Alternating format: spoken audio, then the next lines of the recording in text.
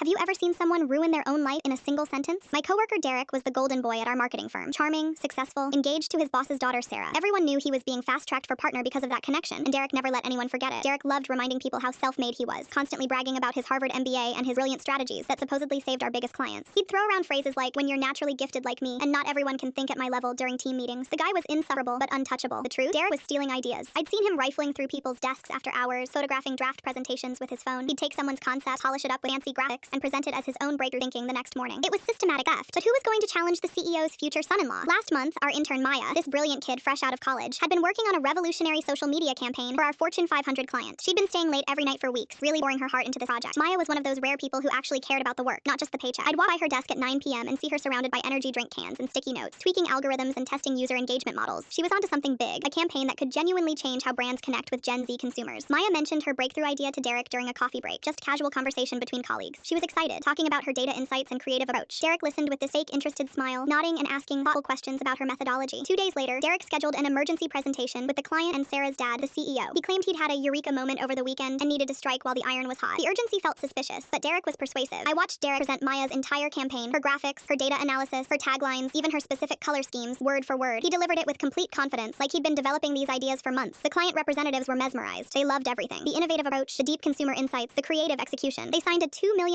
contract extension on the spot, praising Derek's visionary thinking and cutting-edge strategy. Sarah's dad beamed with pride, already planning Derek's promotion. Maya was devastated when she heard the news. She came to my desk in tears, explaining how Derek had stolen her life's work, but she was too scared to speak up. Who would believe an intern over the CEO's golden boy? Her career would be over before it started. Derek got promoted to senior partner that afternoon. Sarah's dad announced it company-wide, calling Derek the future of innovative marketing, and exactly the kind of forward-thinking leader we need. The celebration dinner was planned immediately. At the upscale restaurant that evening, everyone was toasting Derek's genius. Champagne flowed freely as colleagues shared stories about Derek's natural talent and game-changing insights. Sarah looked radiant, talking about their upcoming wedding and Derek's bright future. Sarah's dad stood up to give a speech about Derek's innovative thinking, natural leadership, and ability to see solutions where others see problems. He talked about legacy, about passing the torch to the next generation of visionaries. That's when Maya walked in. She'd been crying earlier, but now looked determined and professional. She carried her laptop and wore her best business outfit. This was clearly planned. "Excuse me," she announced clearly. "Before we celebrate, I think everyone should see the real timeline of this campaign." She connected her laptop to the restaurant's TV screen and methodically showed time-stamped screenshots of her drafts, her research notes, her brainstorming sessions. Then came the security footage. Derek photographing her work after hours, copying her files, even taking pictures of her handwritten notes. The room went dead silent. Champagne glasses stopped mid-sip. Sarah's face turned pale as she stared at the evidence. Her father's expression shifted from confusion to dawning horror to absolute fury. Sarah's dad turned to Derek, his face red with barely contained rage. "Well?" he demanded, his voice shaking. "What do you have to say for yourself?" Derek panicked. You could see him calculating, trying to find an escape route. He looked around the room at all those expectant faces, his colleagues, his fiancé, his future father-in-law, and completely lost it. "Look, she's just an intern," he blurted out desperately. "Nobody was going to listen to her ideas anyway. I was doing her a favor by giving them the platform they deserved." The absolute silence that followed was deafening.